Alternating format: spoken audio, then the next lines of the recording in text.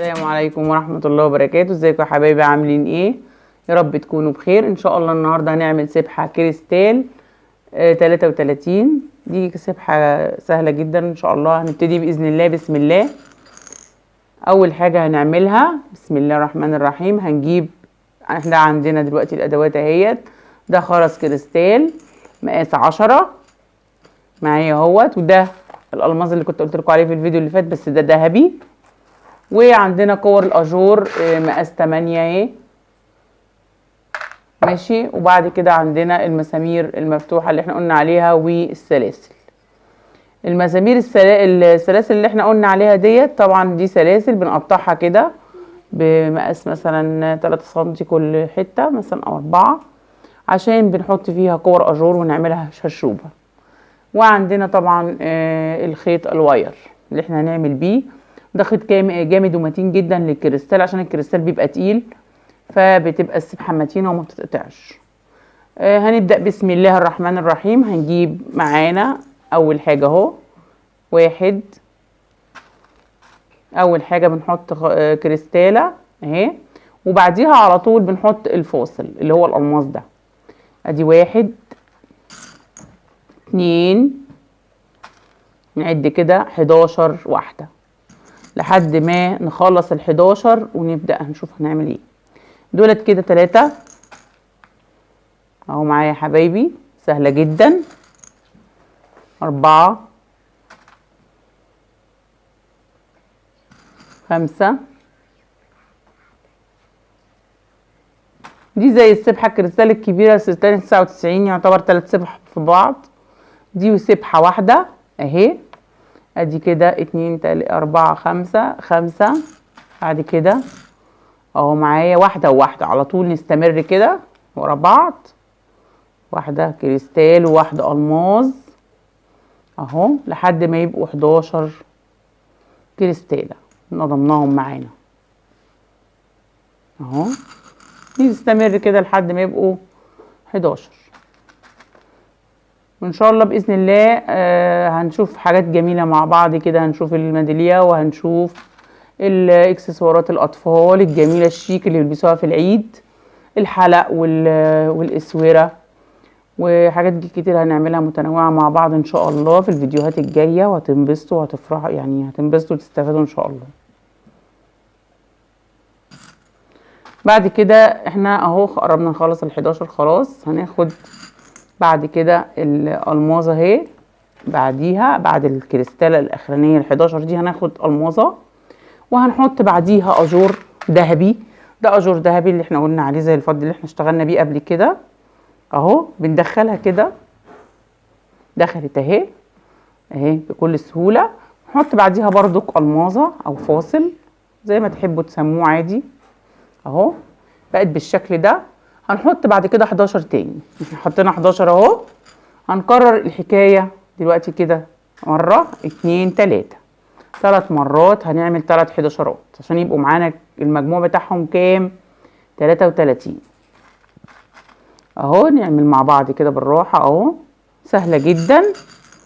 وان شاء الله كل حاجاتنا اللي احنا نعملها مع بعض سهلة، وممكن اطفال اولادنا يعملوها معانا مش اي مشكلة، يعني يتسلوا ويعملوا حاجات مفيدة كده اهو. احنا ابتدينا في ال11 ايه بقى؟ عملنا 11 اهوت وفاصل وكورة وفاصل، وحطينا كمان هنبتدي في ال11 التانية اهي 2 4 5 معايا كده اهو. 6 اهو. 7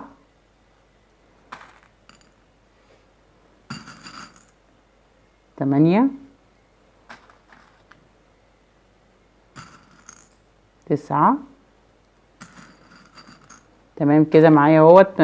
خليكم مركزين معايا يا ولاد عشان نشوف مع بعض يا حبايبي. السبحة دي سهلة اهي وتتعمل في ثواني، مش تاخد منك اي وقت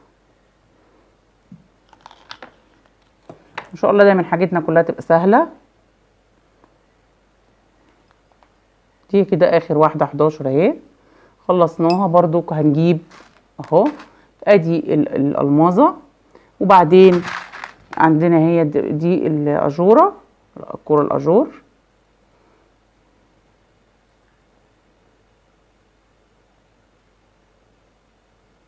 نشوف واحده تانية عشان ايه كده معايا اهي، دخلت اهي. بعد كده هنحط الماظه. بعد كده هناخد 11 تاني اهمت، اخر 11 معايا. دي 1 2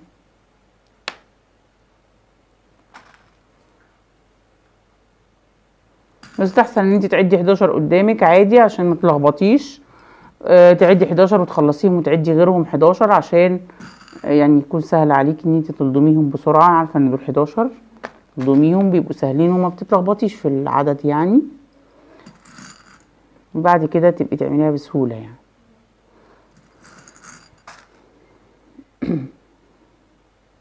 بعد كده هناخد مع بعض الستة اهي، قربنا نخلصها خلاص. بعد كده 7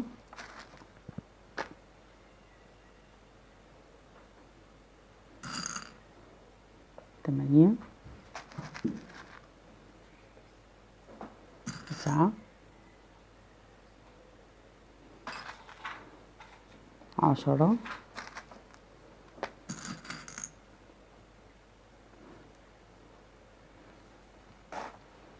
بعد كده اخر حاجه اهي يا جماعه معايا اهي حبايبي، معايا اهي ال11. بعد ما نخلص بقى خلاص ما نحطش حاجه تاني، بنقفل السبحه دي كده. خلصناها اهي، ادي 11 وادي 11 وادي 11. بس بعد كده نقص بقى، نظبط كده السبحه معايا، نخلي خيط طويل عشان نعرف نربط براحتنا. نقص السبحه بعد ما خلاص قصيناها اهي، بقت كده معايا اهي اهي بالشكل ده. دي كده سبحه صغيره 33 بنعملها كده اهي. نجيب معايا نسيبها على جنب بقى كده، ونجيب معانا نعمل الشرشوبه. طبعا احنا اتعلمنا الشرشوبه في فيديو مختص بيها، فيديو خاص. هنعمل بقى الشرشوبه اللي احنا اتعودنا عليها خالص، سهله جدا. ادي كريستاله، وادي فاصل، وادي كوره اجور اهي معايا بالراحه اهي. ندخلها كده في المسمار. المسمار طبعا ده بيسهل عنا الشرشوبه جدا وبيخليها سهله. بعد كده سيبها كده اهي. نجيب معايا كمان مسمار والكوره الاجور دي اهي، ونتنيها كده نقفلها. ماشي تمام كده، نقفلها خالص عشان ما تفلتش مننا. نجيب كمان مسمار، احنا عايزين 3 يعني، نجيب 3 اهي. دي تاني واحدة كده، تالت واحدة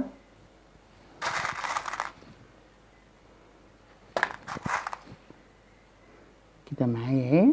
والاجور ده طبعا سهل جدا يعني، قصدي رخيص جدا. ربع كيلو ب20 جنيه بنجيبه اهي. بنسيبها مفتوحة سنة عشان نحط السلسلة. السلسلة زي ما احنا قلنا يا حبايبي، دي السلسلة اهي. نجيبها نحط، طبعا احنا عملنا الكوره المسمار بالكوره ما قفلناهوش خالص، سيبناه مفتوح نص قفله كده، نص قفله وبعدين بنجيب السلسله اهي، تاني سلسله عندنا بندخلها كده عشان ما تفلتش مننا اهي بالراحه، ونقفل. قفلنا دي كده اهي، بقت كده بالشكل ده. طبعا نقفلها كويس عشان ما يعني ايه ما تخلعش تاني اهي. دي كده ادي كوره بسلسله. نيجي بقى في اليمه التانيه من السلسله، ادي السلسله طويله معانا، ونحط الكوره التانيه. تمام كده معايا يا حبايبي اهي. في تاني حلقه بصوا معايا كده لو كانت باينه اهي، تاني حلقه من السلسله على طول عشان دي السلسله رفيعه، نحطها في تاني حلقه عشان ما تتقطعش. ونبدا نقفل المسمار اهي بالشكل ده اهي معايا اهي. بصوا نجيب بقى الكوره دي اللي لوحدها دي، ونحط فيها حته سلسله صغننه اهي على حسب السلاسل اللي انت عايزه تعمليها، عايزه تعملي 4، عايزه تعملي 3، براحتك يعني، على حسب الامكانيات اللي انت تعمليها في السبحه. اهي ندخل تاني سلسله ونقفل.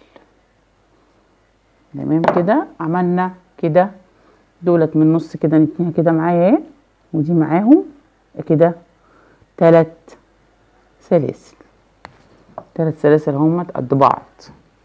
نجيب الشرشوبه اللي احنا كنا عاملينها اهي يا حبايبي، شوفوا اهي دي الشرشوبه، سايبين طبعا المسمار مفتوح اهو، بندخل ال3 سلاسل في المسمار معايا كده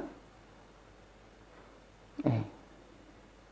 بعد ما دخلنا ال3 سلاسل في المسمار بنتني بالراحه كده ونقفله خالص عشان يبقى متين معانا وما يتقطعش. اهو بقت شكلها شرشوبه اهي. بصوا معايا اهي يا جماعه، سهله وجميله وبسيطه وفي ثواني بنعملها اهي. بعد كده نجيب السبحه اللي احنا سيبناها من شويه اللي احنا لضمناها، ونجيب طبعا بوز الفتحه بتاعه المسمار دي من فوق، نحط فيها السبحه اهي معايا اهي، بقت بالشكل ده.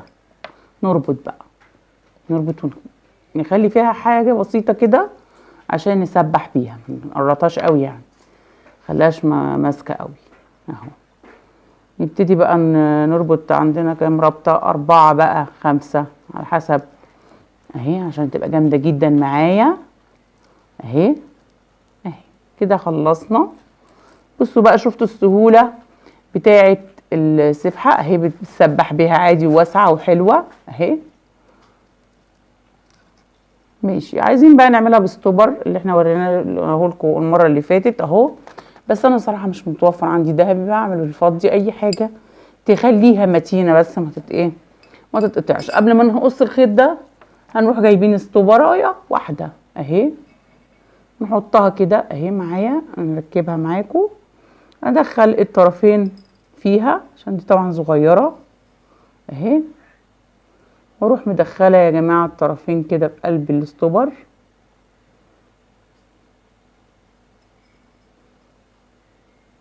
كده. فرده اهي دخلت، كمان واحده، الاتنين دخلوا اهم. بص نزلناها لحد فين؟ لحد العقده اللي انا اهي بنزلها كده بايدي لحد العقده اللي انا عملتها تحت عشان تخليها متينه عليها شويه. ونجيب بقى بالحته المبططه اللي في الزراديه دي ونبططها كده اهي، تك عليها كده تبقى جامده اهي بالشكل ده.